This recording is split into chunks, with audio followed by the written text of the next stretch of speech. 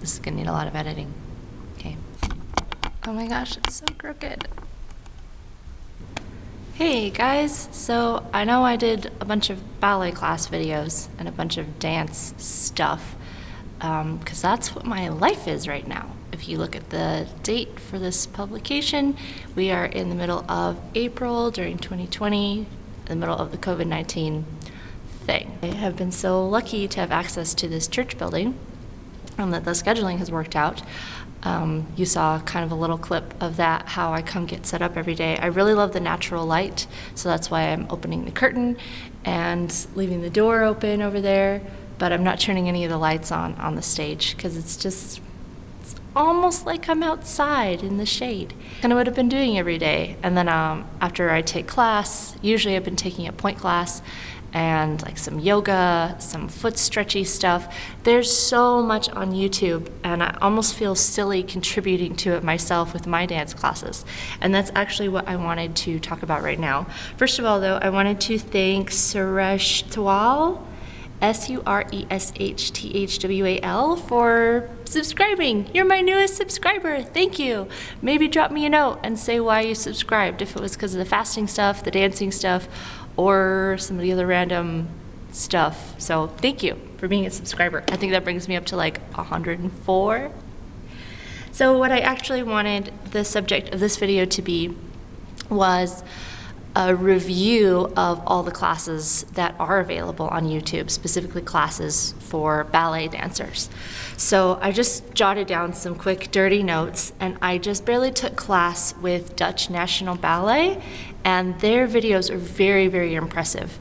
So I'm not gonna put anybody down because I know my videos need a lot of help. A lot of the stuff on here is stuff I hope I can do to improve my videos. Something I really like that Dutch National Ballet, Kathryn Morgan, Claudia Dean, if there's anyone else big out there that I've missed, Lazy Dancer, they only show the combination one time. And through the magic of being able to back up a video, you can watch the explanation as many times as you want to. So that's my first big thing, is just show the combination once, maybe clarify if there's something tricky. That will help keep the videos shorter. My next thing is, if it's a video that's just bar, try to keep it under 40-45 minutes. I know I am more hesitant to click play on a video that says bar if it's an hour and a half long. It means you're probably talking too much, which I know I do. I even do it in my live classes. Or you're demonstrating too many times. Unless you have something in there, bar and then extended stretch, or bar and center, or warm up and bar. If it's just a bar, I would say keep it closer to 30 minutes. If it's just a single person like me here, I don't need a lot of time between combinations, between right and left side. I need very little rest time in between.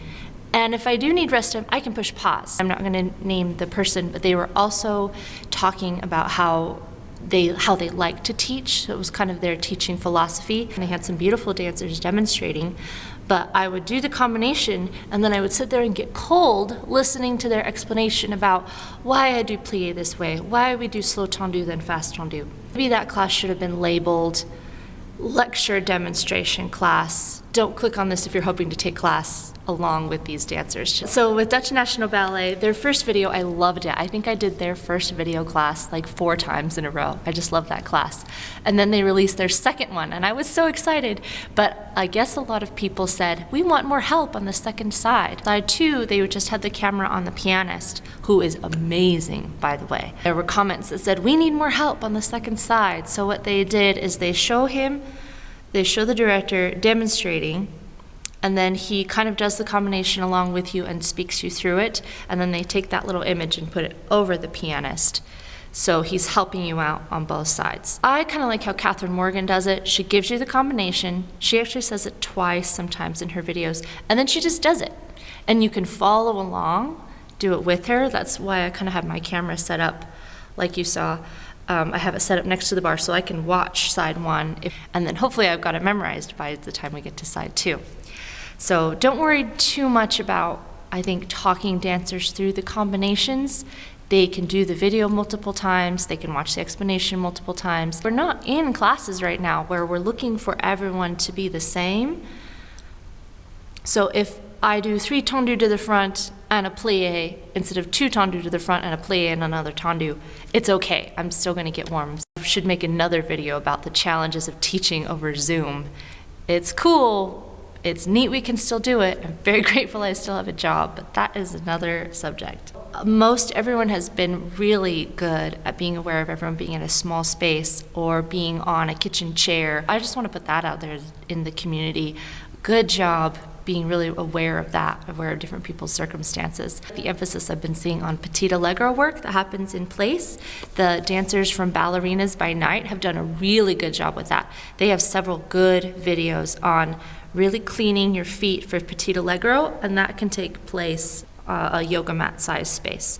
So I think that was really good. I struggled with this too. Have your music already set up so that you can push play quickly so there's not a lot of downtime in between. And this is pretty obvious. If you're as lucky as the people at Ballet West or Dutch National Ballet to have a live pianist in the room, make sure you stay 6 feet away from them.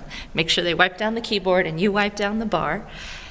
That's great, but not everybody has that option. What I tried to do is have my laptop set up pretty close so that I was reaching over and pushing play and kind of DJing myself and not having too much time in between. If you do have time in between, be willing to do some editing. I know I can be really lazy with my editing sometimes, and I'm sorry guys. But I think you've been warned before, this YouTube channel is a little bit of a potato. I think the whole idea is to minimize the downtime. I want to be sweating at the end of bar, and if I have to wait for the music to happen, just like in a live class, if someone asks a question or the teacher can't get the music right or something, your body starts to cool down. I don't want your dancers to have a lot of downtime, so they're cooling down. Just thought I would offer that kind of as notes to myself if I do decide to make some more ballet class videos. I'm seeing some really awesome stuff. I have a playlist on my phone in the Watch Later playlist. I think it's got 100 videos in it, and I have them ordered. Warm up, ballet bar, some kind of center, some kind of conditioning or petit allegro practice, and then a point class, and then maybe like a yoga class. And I just have those kinds of classes stacked on top of each other all down this playlist. That's how I've been getting through this. I'll get back to my workout today, but thanks for taking a second and watching my video. Thanks to all my subscribers. I'm really ballet focused right now, so, and I am still doing fasting. I am currently only 18 hours fasted. Dinner kind of late last night, but yesterday I did a 26-hour fast. So fasting is still a big part of what I'm doing along with dancing.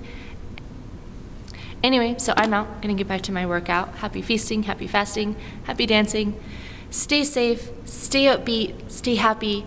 I think this COVID-19 thing is a chance to really dig into yourself and see who you are and what your strengths are, because we've had so many things taken away. So dig into those and really find peace and comfort in that. See you guys.